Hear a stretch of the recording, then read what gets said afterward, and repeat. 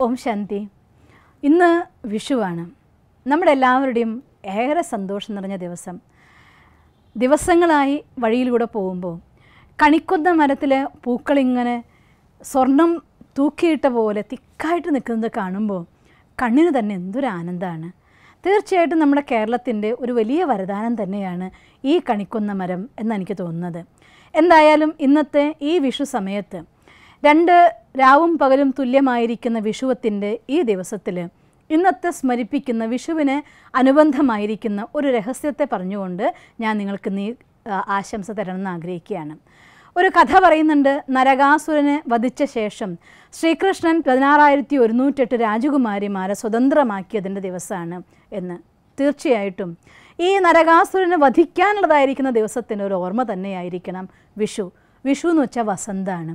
ഈ സൃഷ്ടിയിലെ വസന്ത ഋതു സത്യയുഗവും ത്രേതായുഗവും.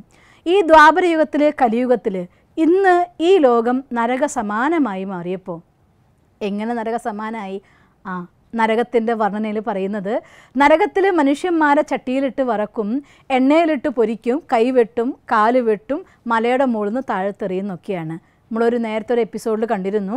മനുഷ്യൻ്റെ ടെൻഷൻ്റെ വറച്ചട്ടിയിൽ വറക്കുമ്പോൾ, മനുഷ്യനെ കണ്ണീരിൻ്റെ എണ്ണയിൽ പൊരിക്കുമ്പോൾ, എന്തിനേറെ പറയണം, ഓരോ റോഡ് അപകടങ്ങളിലും 2 മിനിറ്റ് വെച്ച് ഒരു കുടുംബത്തിലൊരു നാഥൻ നഷ്ടമാകുമ്പോൾ ആ കുടുംബത്തെ മലയുടെ മുകളിൽ നിന്ന് താഴത്തേക്ക് എറിയപ്പെടുന്ന സമയം വരുമ്പോൾ, കണ്ണ് ഹോസ്പിറ്റലിൽ പോയിട്ടും ഹോസ്പിറ്റൽസിൽ പോയിട്ടും ഓപ്പറേഷന് വേണ്ടി കണ്ണ് കുത്തപ്പെടുമ്പോൾ, കാല് മുറിക്കുമ്പോൾ, കൈ മുറിക്കുമ്പോൾ അറിയാതെ ജീവിതം നരകത്തിലേക്ക് തള്ളപ്പെട്ടു പോകുന്നതായിരിക്കുന്ന മനുഷ്യൻ്റെ അവസ്ഥ തന്നെയാണ് ഈ ലോകത്തെ നരകം എന്ന് പറയുന്നത്.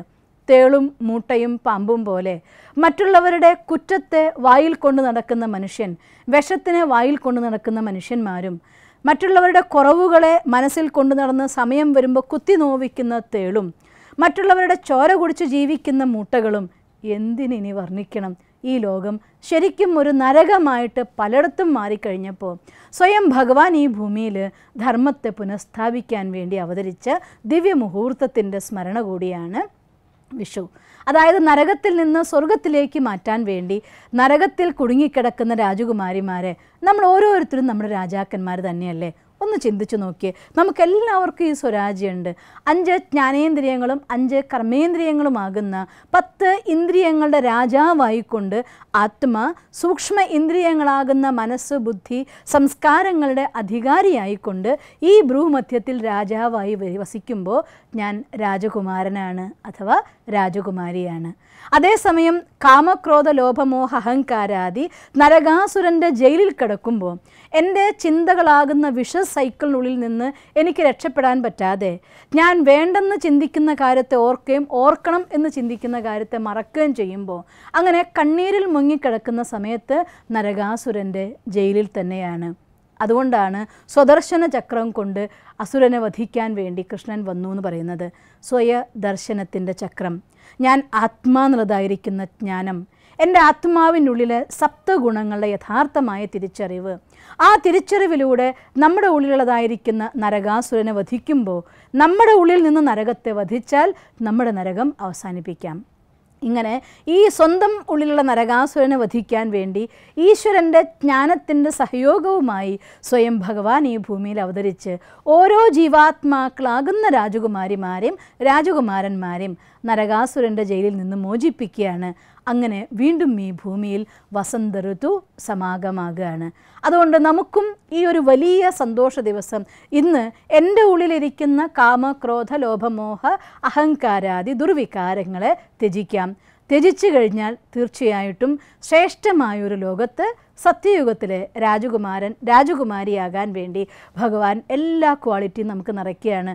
ആ വസന്ത ഋതുവാണ് ഈ വസന്തമായ ഇന്നത്തെ വിഷുവായിട്ട് നമ്മുടെ മുന്നിൽ വന്നിരിക്കുന്നത്.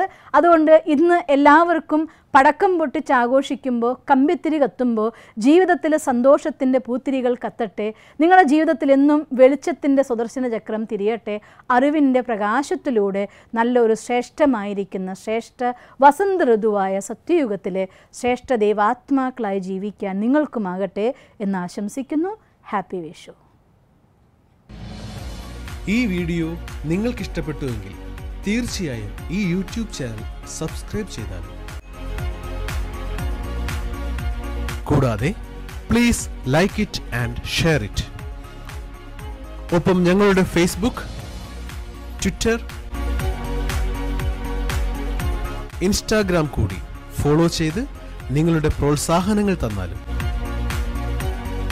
നിങ്ങളുടെ അഭിപ്രായങ്ങൾ ഞങ്ങൾക്ക് ഏറെ വിലയേറിയതാണ്. അത് കമന്റ് ബോക്സിൽ എഴുതിയാലും. ഞങ്ങളെ സ്നേഹിക്കുന്ന, ഞങ്ങളോടൊപ്പം നിൽക്കുന്ന ഏവർക്കും അകമഴിഞ്ഞ് നന്ദി.